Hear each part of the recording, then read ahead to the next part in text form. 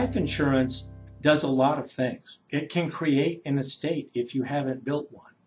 It can protect what you have so that your family, your survivors, don't lose everything when you're gone. It can do a lot to pay off bills and to create a legacy for your future if you plan it correctly.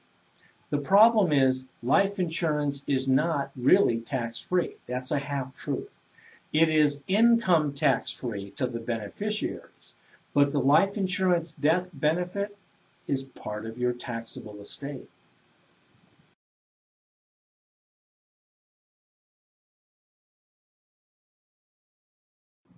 If that's the case, what can you do about it?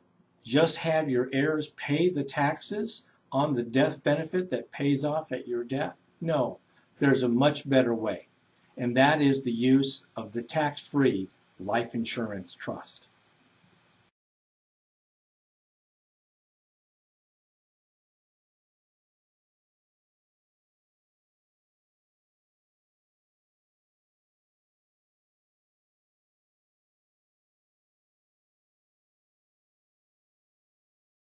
A life insurance trust can own your policy so that it's outside of your taxable estate.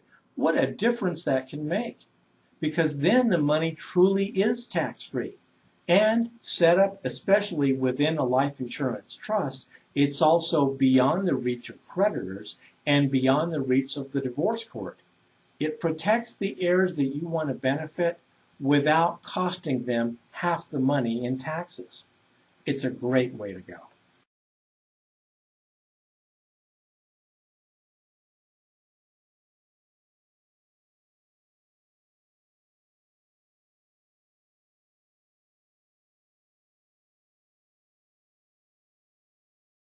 Now, with the life insurance trust, you're going to need a third party to be the trustee of the irrevocable life insurance trust. That's one of the ways we keep it out of the taxable estate.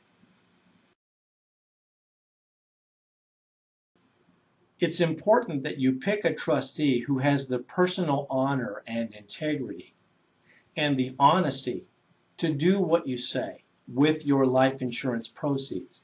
When they pay off into the trust, they can be depended upon to do the right thing.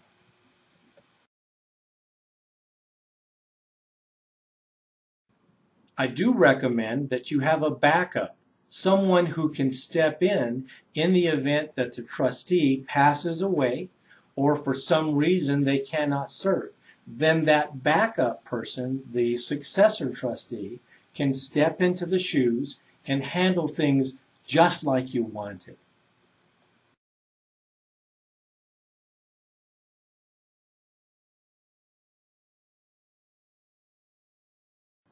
The trustee of the life insurance trust is going to be the administrator of that trust. And it's very important that we have the ownership of your life insurance policy owned by the trust and payable to the trust. You've got to have both conditions so that the trust and the money that's inside of it is really outside of your estate, beyond the reach of creditors, and beyond the grasp of the estate tax.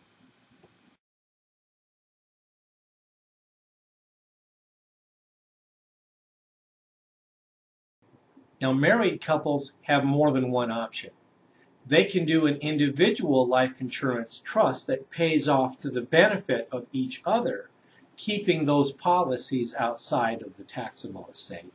Or they could do what's known as a survivorship or second to die life insurance policy that pays off at the second spouse's death into the life insurance trust outside of the taxable estate.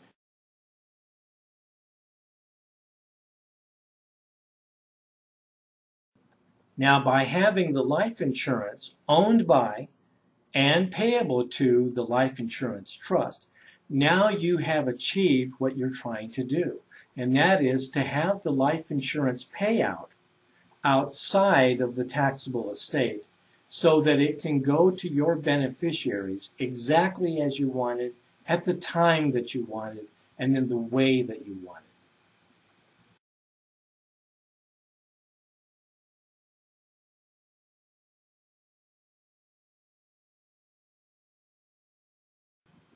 Now, I'm a big believer in what's called gradual inheritance, where the money is stretched out over time, and your heirs receive that money in a tax-free benefit in a way that achieves what you're trying to do without them being overly dependent, and especially without them getting the money so soon when they're so young that they blow it. It might make sense to stretch out the inheritance, and that's what I like to call gradual inheritance. I like to build that into the life insurance trust.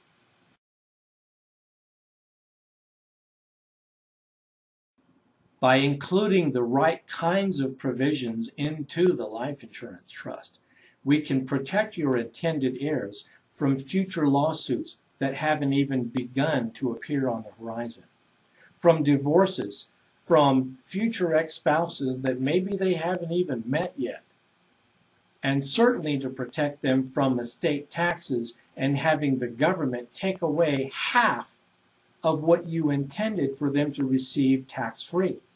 That requires some planning, and we can build that in to the life insurance trust.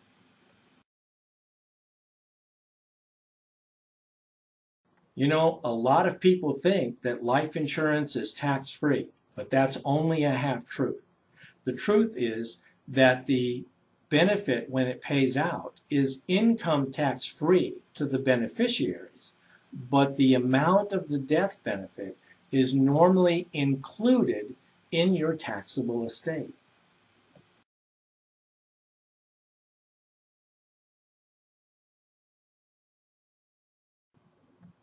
By having the life insurance trust own the policy and be the beneficiary of the policy, now we really can achieve the tax-free inheritance that you want. But it takes proper planning, and to do that requires some thinking ahead, and that's where we come in.